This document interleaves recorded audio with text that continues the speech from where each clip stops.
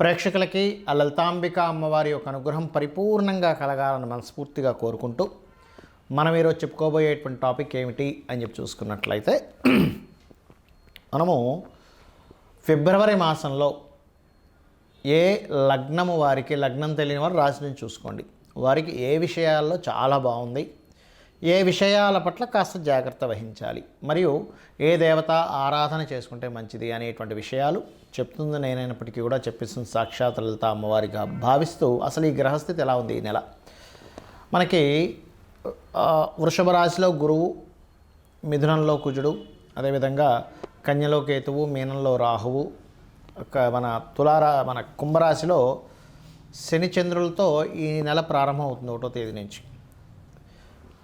మకర రాశిలో రవి బుధుల యొక్క సంచారం జరుగుతుంది. శుక్రుడు కూడా మనకి మీన రాశిలో ఉన్నాడు. అయితే ఈ యొక్క గ్రహస్థితి ఏదైతే ఉంటుందో, అంటే మకరం నుంచి కుంభం నుంచి మీనంలోకి ఈ ప్రయాణాలు అనేవి షష్టగ్రహ కూటమి కోసం వెళ్తుంటాయి. ఈ గ్రహాలన్నీ కూడా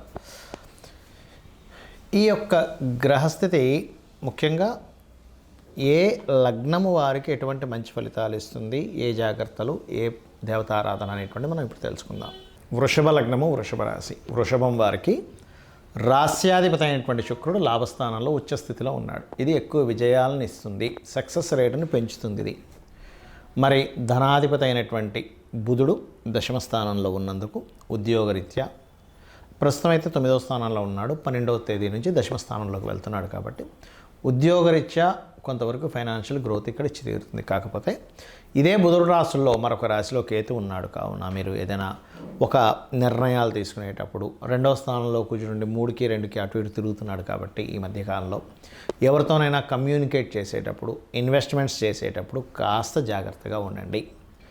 మరొక విషయం ఏంటంటే ఇక్కడ గమనించుకున్నట్లయితే రవి దశమ స్థానంలో ఎప్పుడైతే ఉన్నాడో ఇది కొంత ఉద్యోగ ప్రయత్నాలకి సఫలీకృతం అయ్యేలా చేస్తుంది 13 తర్వాత. అందులోనే ముఖ్యంగా construction related, engineering related, real estate related సంబంధించిన వాటికి ఇంకొంచెం తోడ్పడుతుంది. అదేవిధంగా ప్రమోషన్స్ కోసం ఎప్పటి నుంచో ప్రయత్నం చేసేటువంటి వారికి కూడా ఇది యోగిస్తుంది చెప్పాలంటే. కాకపోతే సంతానం కోసం ప్రయత్నం చేసేటువంటి వారు, రాజకీయ నాయకులు కొద్దిగా జాగ్రత్తగా ఉండాలి. ఏకాదశ శుక్రుడు కాస్త వివాహ జీవిత సంబంధించిన విషయంలో కొంత స్ట్రెస్నిస్తూ ఉంటాడు. ఆ యొక్క విషయంలో చాలా జాగ్రత్తగా ఉండండి.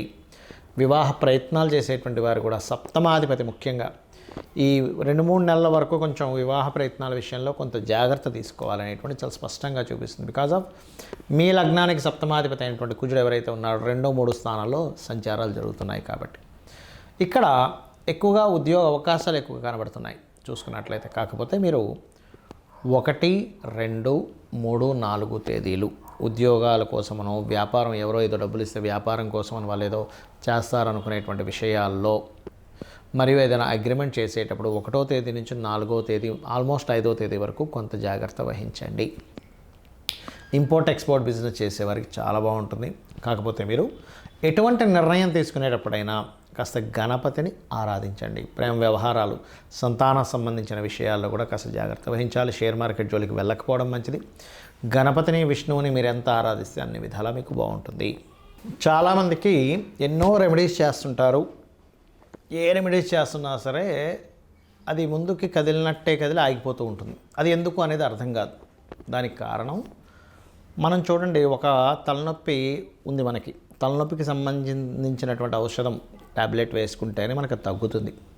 కడుపు నొప్పికి ఒకటి, తలనొప్పికి ఒకటి, లేనట్లయితే అజీర్ణ వ్యాధి అయితే ఒకటి, జ్వరానికి అయితే ఒకటి, ఇంకో దానికి మనకి వైటమిన్స్ సంబంధించినవి ఎలా అయితే వేరువేరుగా ఉంటాయో, మొట్టమొదటిగా మనకున్న సమస్యని తీర్చడానికి ఏ గ్రహానికి చేసుకోవాలి, ఏ దేవతారాధన చేసుకోవాలని ముఖ్యంగా తెలుసుకోవాలి. మీరు ఇక్కడ పూజ చేసుకోవాలనగానే ఏదో లక్షలు వేలు ఖర్చు పెట్టేసి పెద్దగా చేస్తేనే భగవంతుడు అనుగ్రహిస్తాడు అనుకోవడం పూర్తిగా తప్పు. గుర్తుపెట్టుకోవాలి.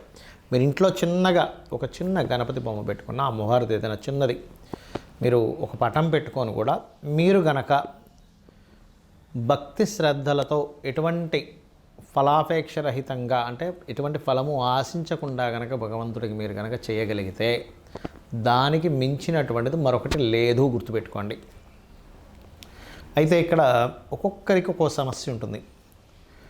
మీకు సింపుల్గా మీ యొక్క జాతక చక్రంలో మీ గ్రహస్థితి మీకు చూసుకోవడం తెలియదు కాబట్టి కొంతమందికి తెలిసి ఉంటుంది ఆస్ట్రాలజీ పరిచయం ఉన్నవారు, కొంతమందికి తెలియదు.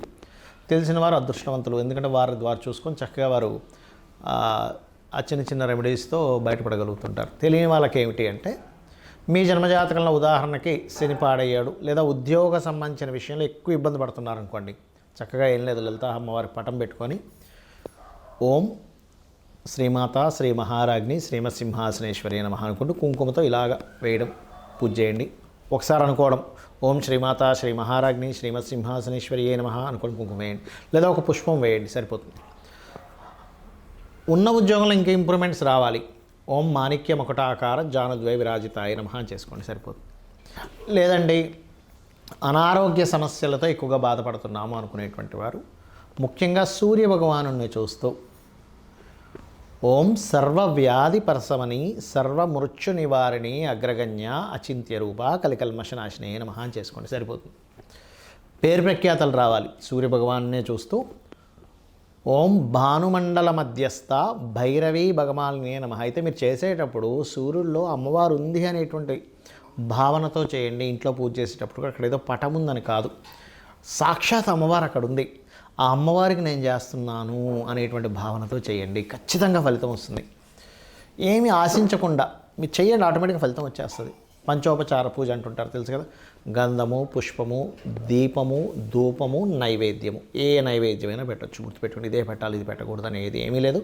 మీ భక్తి శ్రద్ధలతో శ్రీకృష్ణ పరమాత్మ చెప్పాడు ఏంటి, మీరు ఫలాపేక్ష రహితంగా ఫలమైనను పుష్పమైనను పత్రమైనను ఉదకమైనను మీరు ఏది సమర్పించినా కూడా నేను ప్రీతితో స్వీకరిస్తున్నాను అన్నాడు ఆయన. కాబట్టి అలా పెట్టండి, ఖచ్చితంగా తీసుకుంటాడు స్వామి. మరి అదేవిధంగా మరి కొంతమందికి వివాహం అవ్వదు, అలాంటి వారు తెల్లటి పుష్పాలు ఎర్రటి పుష్పాలు తీసుకొని అమ్మవారి ఫోటో దగ్గర లేకపోతే యంత్రం ఉంటే యంత్రం దగ్గర చక్కగా మీరు యంత్రం సంబంధించినవి కూడా కొన్ని చెప్తాను నేను మీకు తర్వాత వీడియోలో. అక్కడ చక్కగా ఏం చేస్తారంటే మీరు ఒక్కొక్క పువ్వు వేస్తూ ఓం కామేశబద్ధ మాంగళ్య సూత్రశోభిత కందరాయై నమః అనుకుంటూ చేయండి.